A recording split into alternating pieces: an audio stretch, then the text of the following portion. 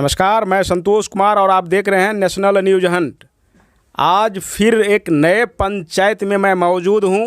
खगड़िया प्रखंड के परसा उत्तरी पंचायत में अभी मैं मौजूद हूं और हमारे बीच में बातचीत करने के लिए मौजूद हैं मुखिया पद के प्रत्याशी फूलो देवी के पति जयप्रकाश कामत, जो कि समाज सेवी हैं।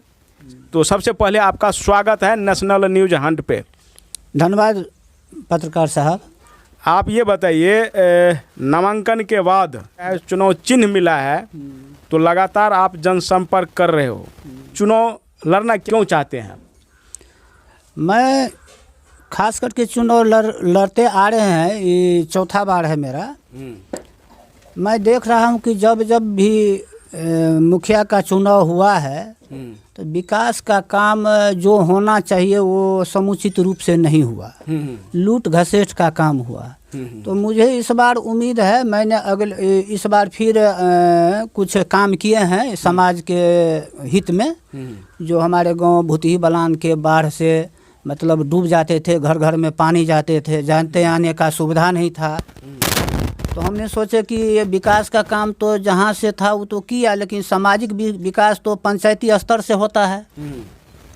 तो मैंने सबसे सुपर समझा कि मुखिया चुनाव लड़ूं और उसमें जो मुख्यमंत्री का योजना है, जैसे जल नल योजना हुआ, जैसे नाला का योजना हुआ, जैसे रोड सड़क बिजली का बहुत सारे योजना है, पोखरा है, घाट है, क्या शौचालय है, ये सब का कमी है। तो ऐसे तो कहने के लिए कह देता है गली गली हम रोड बना दिए, शौचालय बना दिए, लेकिन कहीं रोड पर देखने को नहीं मिल रहा है। कि अगर हम मुखिया से आते हैं, अगर जनता का प्यार मिलेगा, सहयोग मिलेगा, तो हमको मन में ये है कि लूट घसोट नहीं करना है। समाज जिस कष्ट से जूझ रहे हैं उसको मैं हल करूँगा। जैसे सबसे ज़रूरत है, यहाँ हॉस्पिटल नहीं है, रोड तो दिक्कत शिक्कत चल रहा है और काम प्रोग्रेस पर है, और कुछ होगा भी आगे चल के। कुछ नहीं होगा, हमारे रीजन में कुछ रहने नहीं देंगे काम को, लेकिन हॉस्पिटल मस्ट जरूरी है। हॉस्पिटल को लाकर बनाएंगे, क्योंकि हम लोगों को हॉस्पिटल जब जब महिला को प्रसव का समय आता है और जाने के लिए जाते हैं तो इतना घूम फिर के जाना पड़ता है कि रास्ते में ही प्रसव हो जाता है, दुर्घटना हो जाता है। यातायात का सही अथी नहीं है। ये बताइए, अभी जो आपने समस्या कुछ बताया, आपने जो इस तरह का सड़क का समस्या है, गली नली का समस्या है, शौचालय का समस्या है, तो इसका मतलब है कि ये जो पिछले 5 वर्ष जो बीता है इसमें इस तरह का समस्या को समाधान पूर्ण रूप से नहीं किया गया। तो अगर आप जीतते हैं तो इन सब को आप करने का वादा कर रहे हो क्या? एकदम निश्चित जी, एकदम मेरा वादा है। जैसे अभी सरकार का 7 निश्चय के योजना जो है, जल नल योजना। हाँ, तो जल नल जो योजना है, क्या ये सारे जगह पानी मिल रहा है? नल का जल से पानी आ रहा है? खुटा खंभा डुप्लीकेट रूप में बुझिए तो तैयार करके खड़ा कर दिया है, कहीं पानी नहीं आ रहा है। अच्छा, देखिए, आप अभी बता रहे थे कि मैं समाज सेवी हूँ, आप डुप्लीकेट की बात बता रहे हो कि खड़ा कर दिया है। तो इसके खिलाफ कभी आपने आवाज़ उठाए? देखिए, इसके खिलाफ जो हम उठाते तो यहाँ का जो है एक दूसरे को क्या कहते हैं मैनेज करने में लग जाता है। तो हम सोचे किस प्रकार का मैनेज बहुत तरह का होता है कि इसको समाज का है, आदमी काहे दीजिएगा, फंस जाएगा, ये होगा वो होगा। तो हम सोचे चलिए भाई, जैसे तैसे काम चल रहा है, चलता रहेगा तो हो जाएगा। काम लगा हुआ था प्रोसेस में, इसी बीच में आचार संहिता लग गया, 3 महीना हो गया, शायद 4 महीना आचार संहिता को लगा हुआ। तो इसके तहत तो काम नहीं हो पाया। तो आचार संहिता से पहले जब काम नहीं हो रहा था तो आपको आवाज़ उठाना चाहिए था, कि आवाज़ उठाने में तो पीछे हटना नहीं चाहिए था? उठाना चाहिए, लेकिन हम छोड़ दिए कि सोचे कि काहे हम इसको इसमें पड़ेंगे, कर ही रहा है। अगर हम उठाएंगे तो काम हो ही जाएगा। थोड़ा जनता भी देखे इस काम को जो किस तरह से करता है। हम पढ़ते उसमें तो काम करवा देते, लेकिन हम नहीं पढ़े। थोड़ा नल जब आया तो बड़ा खुशहाल हुआ, लेकिन अभी तक उसमें पानी भी नहीं छोड़ा गया। बहुत जगह तो पाइप भी नहीं बिछाया गया। तो तो पानी कहाँ से छोड़ेगा। अच्छा, एक चीज़ बताइए, जैसे कि आप कितने बार आप चुनाव लड़ चुके हैं? पिछली चौथा बार है मेरा। ये चौथी बार चुना है, तो 3 बार आपने चुनाव लड़ चुके हो, 3 बार आशीर्वाद नहीं मिला है, क्यों नहीं मिला है? इसके बारे में कभी आपने थिंकिंग किया आपने? देखिए, हम सोच रहे थे कि हम सदा जैसे हम छठा में पढ़ रहे तब, तो जब से हमको ज्ञान है, मैं अपने समाज में कोई भी काम हो पीछे नहीं रहते हैं, चाहे वो किसी तरह का काम हो। जब भी हमको बुला लेता था तो हम काम करते थे, सबसे मिलन सिलन रहते थे, मिलनसार के रूप में, चाहे जो भी काम हो, हर तरह का गुण है हमको। तो हमको विश्वास था कि इसमें हम अगर आएंगे ना तो हमको बहुत लाड़ प्यार है ये दोनों तीनों टोल से, 2-3 वार्ड में तो हो ही जाएंगे। 500-600 पर रिजल्ट होता है, 600 पर हम अपने 2 वार्ड में रहते हैं। इस बार भी 3 वार्ड में अकेले हैं, 6, 7, 8 3 वार्ड में अकेले हैं। नहीं तो पिछली बार जो आप विजय प्राप्त नहीं हुआ, इसके बारे में मैंने पूछ रहा हूँ कि इसके बारे में कभी सोचे जो क्यों नहीं विजय प्राप्त हुआ, क्यों हम पीछे रह गए? पीछे रह गए जो इसका कारण ये है कि कुछ आदमी सबका अपना स्वार्थ वाला मुखिया चाहिए।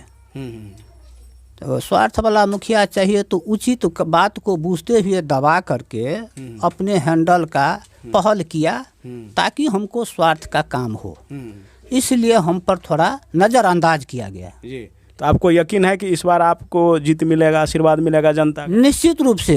इस जो आदमी स्वार्थ को रख करके जो उसको हैंडल किया हुआ, उसमें धोखा खाया गया, इस बार वो पछता रहे हैं। अच्छा, जनता पछता रहे हैं और बोल रहे हैं कि आप आइए, कोई भी आता है तो उससे फर्क नहीं पड़ता, आता है तो जाता है, आप आइए, इस बार आपको देखेंगे। जैसे 3 बार मेहनत किए हैं तो इस बार एक बार और हम लोगों के सहयोग से मेहनत कीजिए, इस बार हम आपको सफल दिलाएंगे। तो आप ये लास्ट में ये बताइए, जनता मालिक से जनता से क्या कहना चाहेंगे, आप अपील क्या करना चाहेंगे? जनता मालिक से हम खास करके यही अपील करेंगे जो हमको आशीर्वाद दें, मौका दें इस बार, और मैं जो पंचायती स्तर से विकास का काम होता है उसमें कहीं भी कुछ काम खोट नहीं रहने देंगे, बगैर पूछे हुए काम नहीं करेंगे। जी।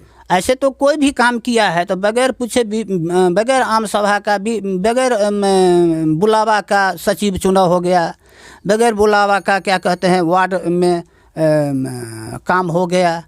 तो खैर वो तो कागजों पर कर देता है दिखावा के लिए, जो हम कर लिए बुलावा, अपना सचिव चुन लिए, तो उसको हम नज़रअंदाज कर दिए। और जनता सब जानते हैं कि किसी भी वार्ड में चाहे जल नल का काम हो या रोड का काम हो, तो कम से कम वार्ड के लोगों को बैठा करके विचार ले करके तब काम करना चाहिए, जगह का चयनित करना चाहिए।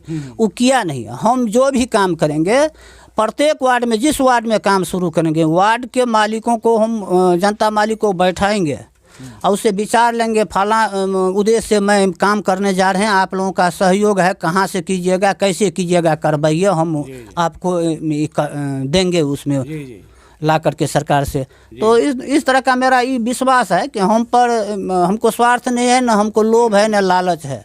हमको ये है केवल विकास का काम है, जो विकास करके दिखा देंगे, जो जनता एकदम खुशहाल और नाम लेता रहेगा। जी, तो अभी हमारे बीच में मौजूद हैं, ये बुजुर्ग हैं, इनके सहयोगी हैं ये, और बगल में घर है, ये भी मौजूद हैं। क्या नाम, अपने बारे में बताइए थोड़ा सा। सूर्यनयन कामत। जी, आप ये बताइए, जो ये 3 बार से ये चौथी बार ये चुनाव लड़ने जा रहे हैं, तो क्या इस बार मिलेगा आशीर्वाद? इस बार बहुत अच्छी तरह आशीर्वाद मिलेगा इनको। सब जनता थक गया है दूसरे मुखिया से। इस बार सबका इच्छा है जो नहीं, इस बार जयप्रकाश जी 3-4 बार से आता है, घूस घास दे करके वो दूसरा मुखिया जीत जाता है, ये वैसे ही रह जाता है। इसलिए जो थोड़ा इनके पास पैसा कौड़ी नहीं है, इसलिए ये हार जाता है। इस बार हम लोग जितने भी जनता है सब अनुभव करके इनको खड़ा किए हैं। इस बार चाहते हैं इसको विजय बनाना है, हर हालत में बनाना है, चाहे जो भी दम लग जाए। इसलिए हम लोग इस बार इसको चुन करके मैदान में लाए हैं। इस बार चाहते हैं जो नया मुखिया बनेंगे फूलो देवी जी को, उसके पति जयप्रकाश जी है, इसको हम लोग पूरा सहमति के साथ इस बार इनके साथ हैं। तो इनका कहना था कि इस बार हर हाल में चुनाव जीतेंगे, फूलो देवी पति जयप्रकाश कामत, ये चौथी बार इनका चुनाव, 30 बार चुनाव लड़ चुके हैं। तो इस बार आशीर्वाद जनता का मिलेगा, इसी विश्वास के साथ इन्होंने अभी चुनावी मैदान में हैं, चुनाव प्रचार प्रसार कर रहे हैं। अब देखना यह है कि किस प्रकार का आशीर्वाद मिलता है इस बार, तो ये देखना अभी बाकी है। इसी के साथ मैं Santosh Kumar, National News Hunt, Bihar.